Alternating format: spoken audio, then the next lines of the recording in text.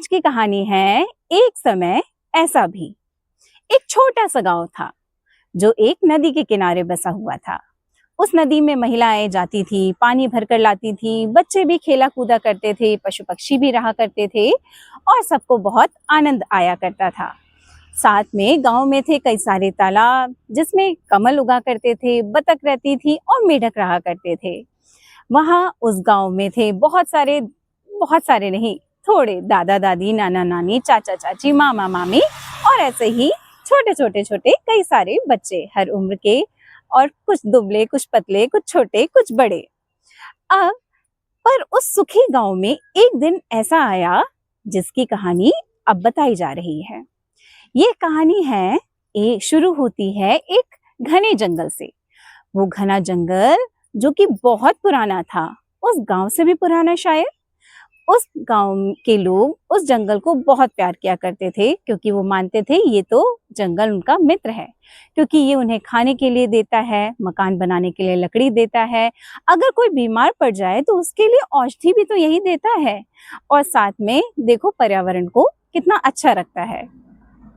पर साथ ही क्या हुआ कि धीरे धीरे कर गांव में लोगों की संख्या बढ़ती गई, यानी और ज्यादा नाना नानी, और ज्यादा मामा मम्मी पापा, और ज्यादा दादा दादी, और ज्यादा मामा मामी, और बहुत सारे बच्चे। तो अब इतने सारे लोगों के लिए हमें बहुत सारी जमीन की जरूरत थी, नए घर बनाने की जरूरत थी, खेती करने के लिए और ज्यादा खेत चाहिए थे। तो हम लोगों ने क्या किया कि धीरे धीरे करके पेड़ों को यानी वन को काटते गए। कुछ समझदार लोगों ने कहा, समझाया कि देखो ये गलत कर रहे हो, ये तो हमारे मित्र हैं और ये इनसे तो हमारा कितना हित है, अगर हम इनको ही काट देंगे तो हमारे लिए कितना नुकसान होगा। पर लोग नहीं सुने और पेड़ों को काटते रहे। काटते काटते बची तो बस थोड़ी थोड़ी सी झाड़ियां। पर हाँ, उस गांव में बचे थे दो पेड़।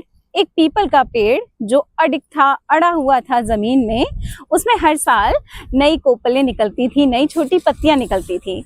और साथ में जो बरगद का पेड़ था वो भी बहुत पुराना हो चुका था, उसकी उम्र किसी को नहीं पता थी। उसके जो तना था ना मोटा सा, उस तने में गिलहरियों ने अपना घर बना लिया था, और उसके जो तने थे उस पे बच्चे लटक के झूला करते थे। इसमें अच्छा लगता था। उनके बीच में था एक गुलमोहर का पेड़ जो कि गर्मियों में एकदम लाल फूलों से भर जाता था।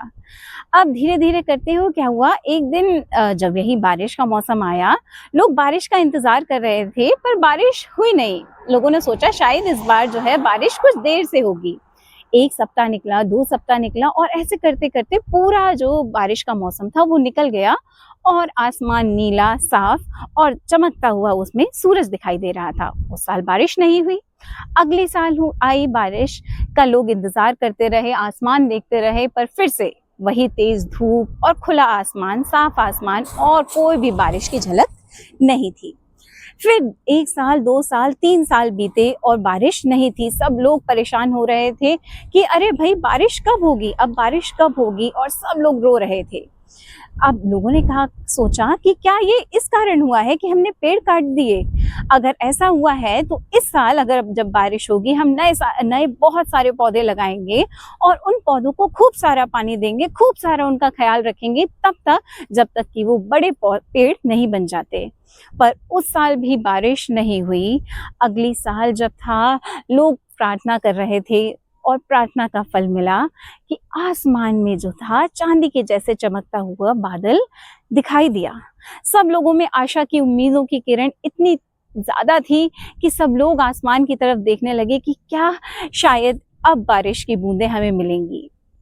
धीरे धीरे वो बादल नारंगी, पीले, गुलाबी, नीले से होते गए, और आसमान जो है वो जो खुला चमकदार सा आसमान था अब वो थोड़ा कुछ काला हो गया। उसने सूरज को पूरी तरह ढक लिया था। उसके पीछे से चमकती हुई दिखाई दे रही थी बहुत कड़कड़ाती सी बिजली, और एक बादलों का झुंड जो है एक साथ आता हुआ दिखाई दिया। सब लोग इतने खुश थे कि अब तो बारिश होगी, ये सूखी धरती अब सूखी धरती अब फिर से हरियाली से भर जाएगी, क्योंकि जो घास थी वो सूख चुकी थी, तालाब में कमल सूख चुके थे, बतखें भी जो थी तालाब छोड़ चुकी थी, और जो नदी बड़ी सी हुआ करती थी अब वो छोटा नाला रह गई थी। जो मेढक थे वो भी इंतजार कर रहे थे, पक्षी अब इंतजार कर रहे थे कि अब बारिश नहीं हुई तो हम मर जाएंगे।